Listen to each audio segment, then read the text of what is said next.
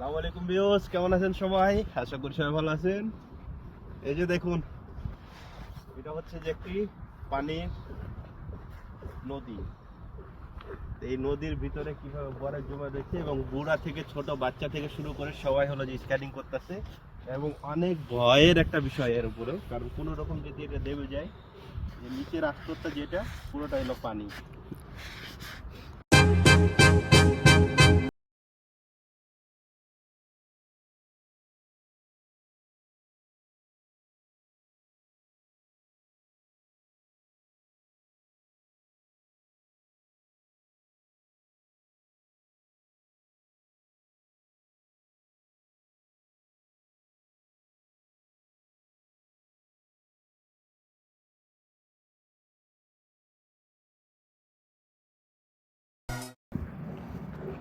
আসসালামু আলাইকুম ভিউয়ার্স, সবাই কেমন আছেন? আশা করি সবাই ভালো আছেন। তো আসলে ইউরোপে যে ঠান্ডাটা হয়, ঠান্ডাটা আসলে কীরকম এবং কীরকম ফিল হয়, এই জিনিসটা আপনাদেরকে একটু আহ, সংক্ষিপ্তভাবে বলবো আর কি। যে বিষয়টা হচ্ছে যে এটা কিন্তু একটা পানির একটা নদী, পুরোটাই কিন্তু আপনার পানি, হ্যাঁ, এবং পিলজান শহরের বড় একটা নদী। এবং এই নদীর পানিগুলা সব কিন্তু জমে গেছে, হ্যাঁ। এখানে সব যারা এখানকার অধিবাসী আছে, যারা এখানে বসবাস করে, তারা এখানে স্কেটিং করতেছে। দেন বিভিন্ন সাইডে মানুষ উপভোগ করছে এই আনন্দগুলা। আর হচ্ছে যে আমরা এই যে বাঙালিদের যেটা হলো যে অভ্যস্ত, আমরা জুতা পরে আমরা এর উপরে হাঁটতাছি এবং ফিল করতেছি বিষয়টা। যে আসলে কি করা যায়, হাত বের করানোটাও অনেক টাফ। তো এই জন্য ছবি ভিডিও খুবই কম করতেছি।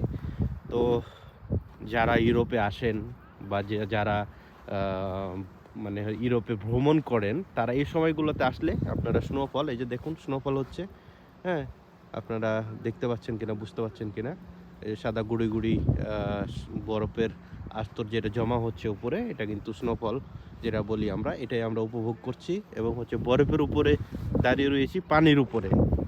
এখানে যদি একটা বরফ যদি আমরা দেবে যাই, এখান থেকে বেঁচে ফেরাটা আসলেই অসম্ভব একটা বিষয়, হ্যাঁ। তারপরও এই মজাগুলো নিতে হয় এবং নেওয়ার জন্য আমাদেরকে এই জায়গাগুলোতে আসতে হয়। স্নোফলের ভিতরে বরফের উপর দাঁড়িয়ে আবার বরফ দেখা, এই বিষয়টা হলো যে আপনারা এখানে না আসলে বুঝতে পারবেন না। তো যারা ইউরোপ ভ্রমণ করছেন, তারা এই সময়গুলোতে ভ্রমণ করবেন, তাহলে আপনারা ইউরোপের সৌন্দর্য, বরফ এবং স্নোফল একসাথে আপনারা উপভোগ করতে পারবেন। তো সবাই ভালো থাকবেন এবং চ্যানেলটি সাবস্ক্রাইব করবেন, আমার ফেসবুক পেজটি ফলো করে রাখবেন। তাহলে হচ্ছে যে আপনারা ইউরোপের বিভিন্ন তথ্য সহকারে এবং আপনারা বিভিন্ন দেশ থেকে কিভাবে আসবেন, এই সকল যাবতীয় আপনারা কমেন্ট জানালে আমি পরবর্তীতে আপনাদেরকে জানানোর চেষ্টা করব।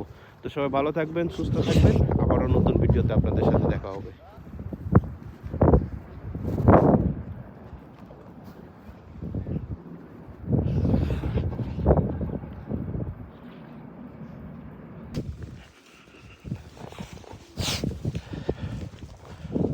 একটা সেলফি তুলতে কত যে কষ্ট ইউরোপে, এটা হলো যে আপনারা বুঝতে পারবেন, ঠিক আছে?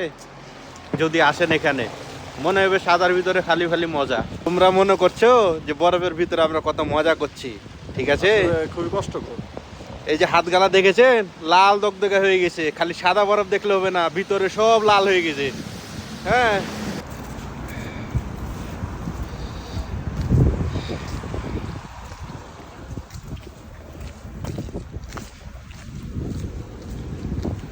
একটা সময় স্বপ্ন ছিল আমাদের সবার যে ইউরোপে আসলে এই বরফের ভিতরে হাঁটবো, বরফের ভিতরে ঘুরবো। তা আপনারা যারা ইউরোপে ঘুরতে আসবেন, এই টাইমগুলোতে বিশেষ করে আসবেন, তাহলে আপনারা বেশি মজা পাবেন। কেমন মজা পাবেন? এই যে তুষার হবে, তুষার পড়বে ঠান্ডার ভিতরে, মোবাইল বের করতে পারবেন না। যারা বিভিন্ন দেশে বাস করে, হ্যাঁ। দেখা গেল বলকান রাজ্যে বা মিডল ইস্টের যে কোনো জায়গায় যারা বাস করেন, তারা চাইলেই ওয়ার্ক পারমিট ভিসায় এখানে এসে কাজ করতে পারে। এটা তো হবে, কিন্তু তারপরও যে যাদের স্বপ্নগুলো থাকে যে আমরা বিভিন্ন দেশে থাকি কিন্তু ইউরোপে আসতে পারি না, তাদের জন্য আর কি বিশেষ করে এই সময়গুলোতে আসবেন, আসলে আপনারা ঘুরতে পারবেন।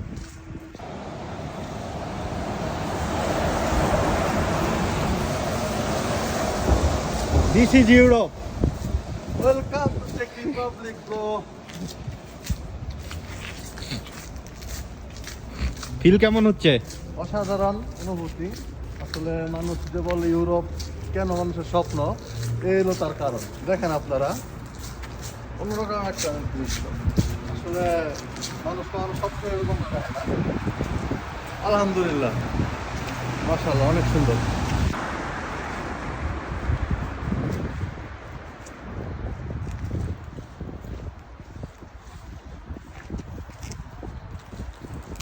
This is Europe. এই বরফের খেলা দেখতে হলে আপনাকে আসতে হবে কোথায়? সেন্ট্রাল ইউরোপে এবং ইউরোপে।